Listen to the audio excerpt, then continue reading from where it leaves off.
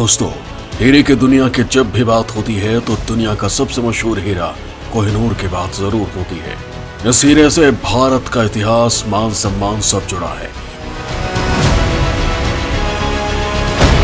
कोहिनूर इस समय ब्रिटेन के टावर ऑफ लंदन के जेवल हाउस में रखा है। इसकी वापसी की मांग बार बार उठती है, लेकिन अभी तक वापसी हो नहीं सकी है। इसकी कीमत कितनी है, इसका आकलन आज तक नहीं किया जा सका।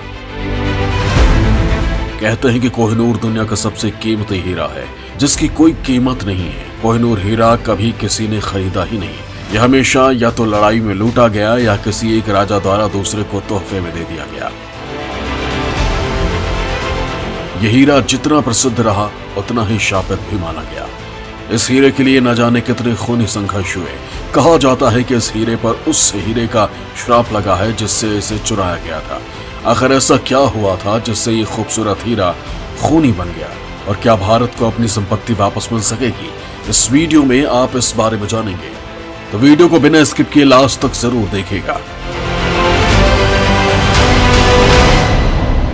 दोस्तों, कोहिनूर का अर्थ होता है रोशनी का पहाड़, लेकिन इस हीरे की चमक से कई सल्तनत के राजाओं का सूर्य अस्त हो गया। ऐसे मान्यता है कि यह हीरा अभिशप्त है। यह हीरा सिर्फ औरतों और संत के लिए ही भाग्यशाली है। हालांकि तब इस बात को वहम बताकर खारिज कर दिया गया, लेकिन अगर हम इसका इतिहास देखें तो कह सकते हैं कि यह बात काफी हद तक सही है। इतिहास के मुताबिक कोहिनूर की कहानी शुरू होती है दक्षिण भारत से।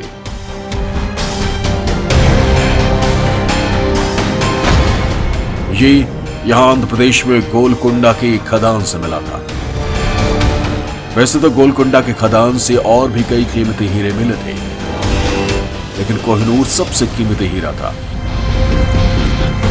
यह सबसे पहले सन 1304 में मालवा के एक राजा मखलाव देव की संपत्ति में शामिल था। तब कोहिनूर हीरा 785 कैरेट का था। तब इसे दुनिया का सबसे बड़ा हीरा माना जाता था। इस हीरे की वारंगल की एक मंदिर में कोहिनूर हिंदू देवता की आंख के तौर पर मंदिर की शोभा बढ़ाने के लिए लगाया गया था, लेकिन फिर वहां अलाउद्दीन खिलजी के सेनापति मालिक काफूर ने 1310 में इसे लूट लिया और खिलजी को भेंट कर दिया। इसके बाद इसने दिल्ली सल्तनत के विभिन्न राजाओं की शोभा बढ़ाई। फिर उसके बाद बाबर को दिल्ली फतेह करने पर भेंट किया गया। यह मुगलों के हाथ लगा, जहां शाहजहां ने इसे अपने तख्ते ताओ का हिस्सा बनाया।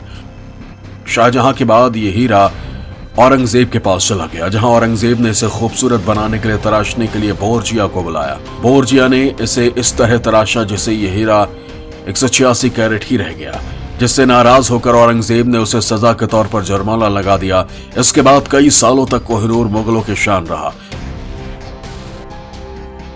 फिर 1739 में दिल्ली पर नादिर शाह ने हमला करके मुगल बादशाह मोहम्मद शाह रंगीले की सेना को हराया। इस हमले के बाद नादिर शाह ने इस हीरे को अपने कब्जे में लिया। इतिहास के मुताबिक नादिर शाह ने मुगलों को हराकर हीरा अपने कब्जे में लिया और कोहिनूर को पर्शिया लेकर चला गया। नादिर शाह से पहले इस हीरे का नाम कुछ और था, लेकिन नादिर शाह ने इसकी भव्यता और खूबसूरती को देखकर उसे कोहिनूर का नाम दिया। फारसी में इसे कोह ए नूर यानी कि रोशनी का पहाड़ कहते हैं। कोहिनूर ले जाने के कुछ साल बाद नादिर शाह की हत्या हो गई। नादिर शाह के बाद कोहिनूर हीरा अफगानिस्तान के सुल्तान अहमद शाह दुर्रानी के वंशज शाह शुजा दुर्रानी के पास आया। दुर्रानी वही शासक था जिसने अफगानिस्तान में अफगान शासक की स्थापना की थी, लेकिन यहां भी दुर्रानी की सत्ता जाती रही। शुजा दुर्रानी हीरा लेकर अफगानिस्तान से भागा और पंजाब पहुंचा। यहां उसने साल 1813 में कोहिनूर को राजा रणजीत सिंह के हवाले कर दिया। राजा रणजीत सिंह ने इस हीरे के बदले 1,25,000 रुपए शुजा दुर्रानी को भेंट किए, जिसके बाद भारत की संपत्ति भारत के पास वापस आ गई। रणजीत सिंह को भी हमेशा यह डर रहता था कि कोई इस हीरे को चुरा लेगा। इसे वो गोविंदगढ़ के किले में कड़ी निगरानी में रखते थे, लेकिन रणजीत सिंह बड़े त्योहारों के मौकों पर इसे अपनी बाह में बांधा करते थे।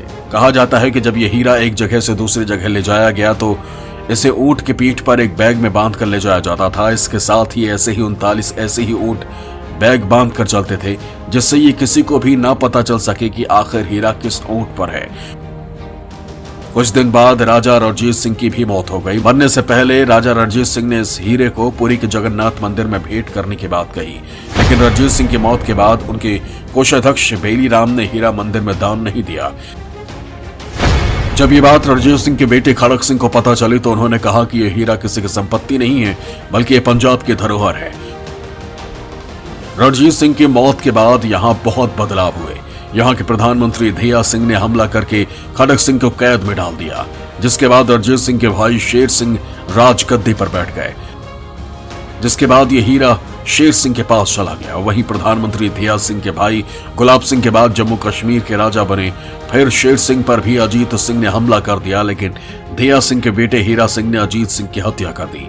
फिर 5 साल के दिलीप सिंह को राजा बना दिया गया और खुद हीरा सिंह प्रधानमंत्री बन गए। दिलीप सिंह तब छोटे थे तो उनकी मां जिंद कौर ने राज किया। इसके बाद अंग्रेजों ने रणजीत सिंह के साम्राज्य पर हमला कर दिया और सिखों पर आक्रमण कर दिया, जिसमें जम्मू कश्मीर को पंजाब से अलग करके पंजाब को अपने कब्जे में ले लिया।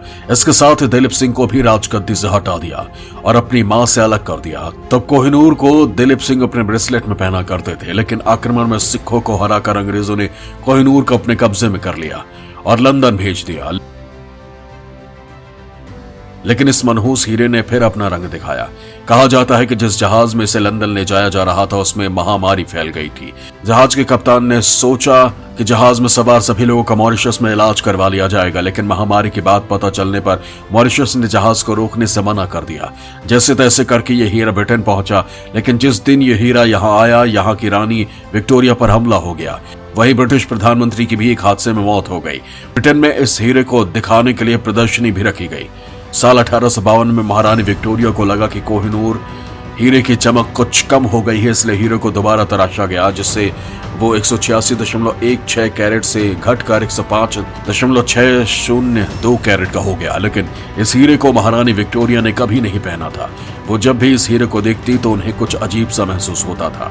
लेकिन इस बीच दिलीप सिंह को ब्रिटेन लाया जा चुका था। ये महारानी विक्टोरिया के पास ही रहते थे। धीरे धीरे वो महारानी के लाडले बन गए। और भी इतने कि महारानी विक्टोरिया ने दिलीप सिंह की एक तस्वीर अपने कमरे में लगवा दी थी। वहीं रानी विक्टोरिया को कोहिनूर हीरे के श्राप के बारे में बताया गया। तब महारानी ने अपने ताज में साल 1852 में जड़वा कर पहनना शुरू कर दिया। इस हीरे के प्रभाव से बचने के लिए इंग्लैंड की महारानी ने नियम बनाया कि इसे कोई महिला ही धारण करेगी। इसके बाद ये हीरा महाराजा एडवर्ड स्पत्रम ने पहना। फिर उनकी पत्नी महारानी अलेक्जेंड्रा ने भी अपने ताज में पहना। इसके बाद राजकुमारी मैरी ने भी इसे पहना, लेकिन महारानी एलिजाबेथ द्वितीय ने इस हीरे को अपने ताज में नहीं पहना। माना जाता है कि इससे भी कोहिनूर हीरे की मनहूसियत खत्म नहीं हुई और दुनिया भर में फैली अंग्रेजों की हुकूमत खत्म हो गई। साल 2002 में क्वीन मैरी की मौत के बाद इस हीरे को उनके कॉफिन पर सम्मान के तौर पर रखा गया, जिसके बाद यह हीरा ब्रिटिश म्यूजियम में रखा गया। यह हीरा एक ऐसे खूनी इतिहास की याद दिलाता है जिसमें ये कई लोगों के हाथ आया और कई के हाथ से छिना भी। हालांकि अंग्रेजों को ये 1849 में मिला था और तभी से उनके पास भी है। हालांकि भारत ने आजादी के तुरंत बाद हीरे की ही मांग की थी, लेकिन ब्रिटिश सरकार ने इसे वापस नहीं किया। वहीं पाकिस्तान के प्रधानमंत्री जुल्फिकार भुट्टो ने भी 1976 में ब्रिटिश पीएम को पत्र लिखकर कोहिनूर देने की मांग की। इस मामले में तालिबान ने नवंबर 2000 में कहा कि कोहिनूर अफगानिस्तान की संपत्ति है, इसलिए उन्हें लौटाया जाए।